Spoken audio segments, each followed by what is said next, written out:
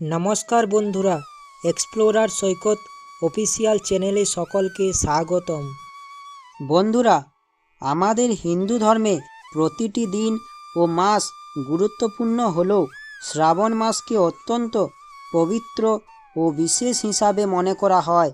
এই পবিত্র মাস জুড়ে ভোলা মহেশ্বরের আরাধনা করার জন্যই উৎসর্গ করা হয়। ধর্মীয় বিশ্বাস অনুসারে শ্রাবণ মাস ভগবান শিবের অত্যন্ত প্রিয়। মনে করা হয় এই সময়ে শিবলিঙ্গের পুজো করলে ভক্তরা তাদের দ্রুত ফল লাভ করে। এই কারণেই ভক্তরা শ্রাবণ মাসে ভোলা মহেশ্বরের নিয়ম কানুন মেনে পুজো পালন করেন। একই সঙ্গে মহাদেবের সব প্রিয় জিনিসগুলি নিবেদন করে।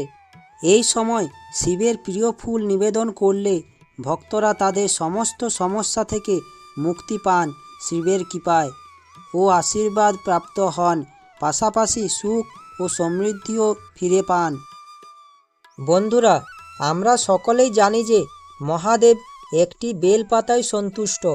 ভগবান শিবের এমন 5টি ফুল রয়েছে যা অত্যন্ত প্রিয়। এমনটা বিশ্বাস করা হয় যে ভগবান শিবকে এই 5টি ফুল নিবেদন করলে ভগবান শিব ভক্তদের সমস্ত ইচ্ছা পূরণ করেন। প্রথম যে ফুলের কথা বলবো তা হলো বেল ফুল। শিবের সবচেয়ে প্রিয় ফুল হলো বেল গাছের ফুল। ভুল করে এই ফুলকে সুগন্ধি বেল ফুলের সঙ্গে গুলিয়ে ফেলবেন না। এই ফুল হলো বেল গাছের ফুল, যা বেশ দুর্লভ। এই ফুল অর্পণের মাহাত্ম্য অনেক। অনেকে বলেন সারা জীবন কঠোর তপস্যার যা ফল লাভ হয়, একটি বেল ফুলে তা সমতুল্য পুণ্য অর্জন করা যায়। আবার কেউ যদি সারা জীবনে একবারও এই ফুল মহাদেবকে অর্পণ করেন, তাহলে দেহান্তে তার শিবলোক প্রাপ্তি হয়। দ্বিতীয় যে মহাদেবের প্রিয় ফুলের কথা বলবো তা হলো ধুতরা ফুল। এই ফুল বিষাক্ত হলেও মহাদেবের খুব প্রিয়। শ্রাবণ মাসে ধুতরা ফুল নিবেদন করলেও মহাদেব শিব প্রসন্ন হন। পাশাপাশি ধুতরা ফুল দিয়ে বেশ কিছু প্রতিকার মেনে চললে শিবের অপার আশীর্বাদ বর্ষিত হয় ভক্তদের উপরে। জ্যোতিষশাস্ত্র অনুসারে শ্রাবণ সোমবারের দিন বাড়িতে ধুতরা ফুলের গাছের মূল স্থাপন করতে পারেন। তারপর দেবী কালীর পুজো করতে পারেন। বীজ মন্ত্র 108 বার জপ করুন, তাতে অর্থ সংক্রান্ত সমস্যা দূর হবে। অনেকে বাড়িতে ধুতরোর গাছ লাগান না। শাস্ত্র মতে বাড়িতে ধুতরোর গাছ লাগানো অত্যন্ত শুভ। এটি মহাদেবের অত্যন্ত প্রিয়। বিশেষত কালো ধুতরোর গাছ আরও শুভ ফল প্রদান করে। শাস্ত্র মতে কালো ধুতরো সমস্ত নেতিবাচক শক্তি নষ্ট করে দেয়। তৃতীয় যে মহাদেবের প্রিয় ফুলের কথা বলবো তা হলো আকন্দ ফুল। আকন্দ ফুল ভগবান শিবের খুব প্রিয়। ভগবান শিবের মূর্তিতে আকন্দ ফুলের মালা অর্পণ করলে প্রতিটি ইচ্ছা পূরণ হয়। আকন্দ ফুলে সাদা ও নীল রঙের রয়েছে। ভগবান শিবকে আকন্দ ফুলের মালা অর্পণ করলে শিব দ্রুত প্রসন্ন হন। গ্রাম বাংলায় বিষাক্ত গাছ বলে মনে করা হলেও এ গাছে রয়েছে অলৌকিক ক্ষমতা। হিন্দুদের বিশ্বাস আকন্দ গাছে ভগবান গণেশের অধিষ্ঠান। বাড়িতে আকন্দ গাছ লাগালে খুব শুভ বলে মনে করা হয়। হিন্দু ধর্মে এই গাছগাছালি পুজো করার রীতি রয়েছে। মনে করা হয় গাছে ঈশ্বরের বাস। তুলসী, অশ্বত্থ গাছের মতো আকন্দ গাছেও রয়েছে ভগবানের বাস। অন্যদিকে মহাদেবের অত্যন্ত প্রিয় ফুল ও গাছ এটি। বন্ধুরা, আকন্দ ফুল দিয়ে শিব পুজো করলে ঘরে সুখ শান্তি বজায় থাকে। রোজকার শিবলিঙ্গ পুজোয় আকন্দ গাছের ফুল নিবেদন করা হয়। এমনটা করলে ভগবান শিব প্রসন্ন হন এবং ভক্তের উপরে তার বিশেষ আশীর্বাদ বর্ষণ করেন। কথিত আছে যে সাদা আকন্দ ফুলে শ্বেতাক্র গণপতির প্রতিরূপ তৈরি হলে আখরে লাভবান হবেন আপনি। আকন্দ গাছের ফুলে গণপতির প্রতিরূপ তৈরি হতে কয়েক বছর সময় লাগে। মনে করা হয় আকন্দ ফুলের গন্ধে হারানো স্মৃতি ফিরে আসে। তাই আকন্দ ফুল দিয়ে মহাদেবের পুজোর রীতি প্রচলিত। চতুর্থ যে ফুলের কথা বলবো তা হলো অপরাজিতা ফুল। মহাদেবের অপর নাম নীলকণ্ঠ। সমুদ্র মন্থনের সময় যে প্রচণ্ড বিষ উঠেছিল, সমগ্র সৃষ্টিকে তার হাত থেকে বাঁচাতে সেই বিষ নিজের কণ্ঠে ধারণ করেছিলেন মহাদেব। ফলে তার সারা শরীর নীলবর্ণ ধারণ করে। অপরাজিতা ফুলের রং ঠিক মহাদেবের গাত্রবর্ণের মতোই। মহাদেবের অপার সহ্য শক্তির প্রতীক এই ফুল শিব পুজোয় ব্যবহৃত হয়।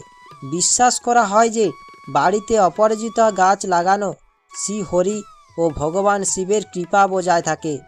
বৃহস্পতি বা শুক্রবার বাড়িতে অপরাজিতা গাছ লাগান, এতে ধন ও শস্যের কখনো অভাব হবে না। বিশ্বাস করা হয় যে এই গাছটি বাড়িতে সঠিক দিকে লাগালে কোনো সমস্যা হয় না, স্বাস্থ্যও ঠিক থাকে।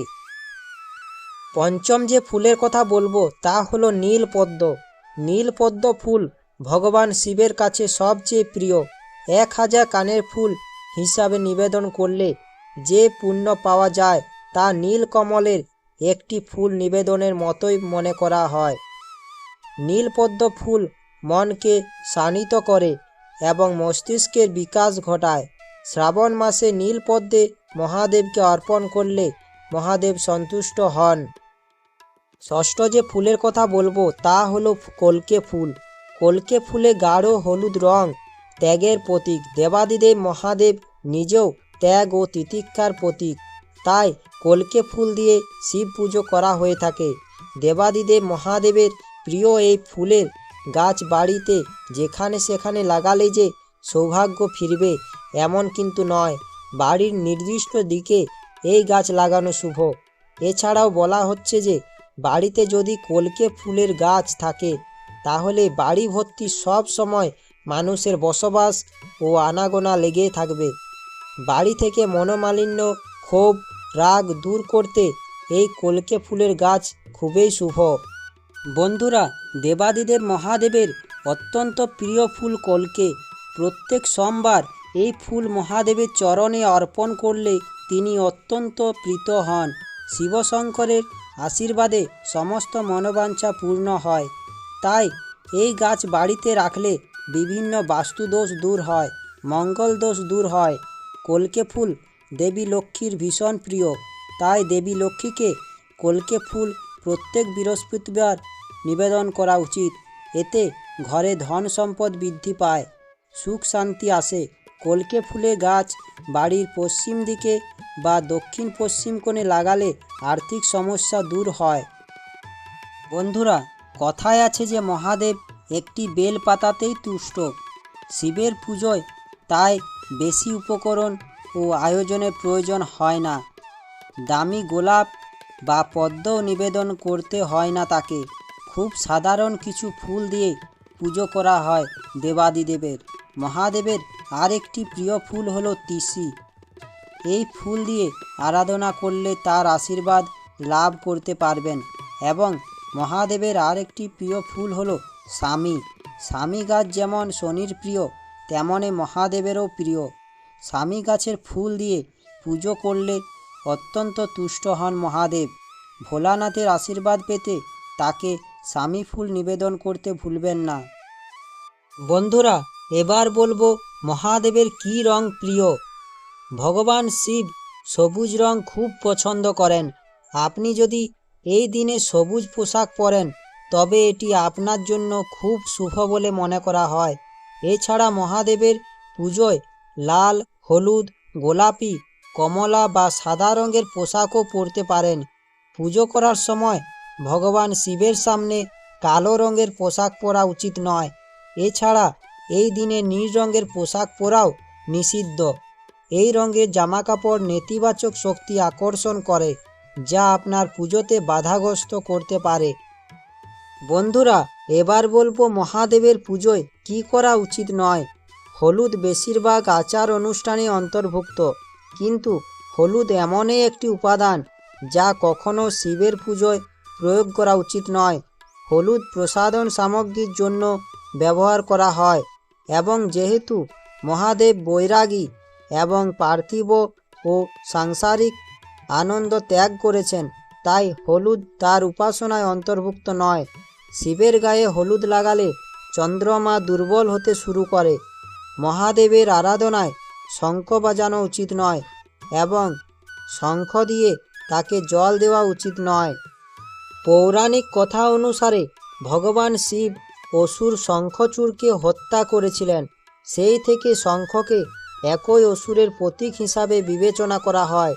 যেহেতু শঙ্খচূড় বিষ্ণুর ভক্ত ছিলেন, তাই ভগবান বিষ্ণুর আরাধনায় শঙ্খ বাজানো হয়, কিন্তু মহাদেবের আরাধনায় এর ব্যবহার নিষিদ্ধ। আশা করি গুরুত্বপূর্ণ ভিডিওটি দেখে ও শুনে আপনাদের ভালো লাগবে। ভিডিওটি শুনে ও দেখে ভালো লাগলে আমার চ্যানেলটা সাবস্ক্রাইব ও লাইক করার অনুরোধ রইল।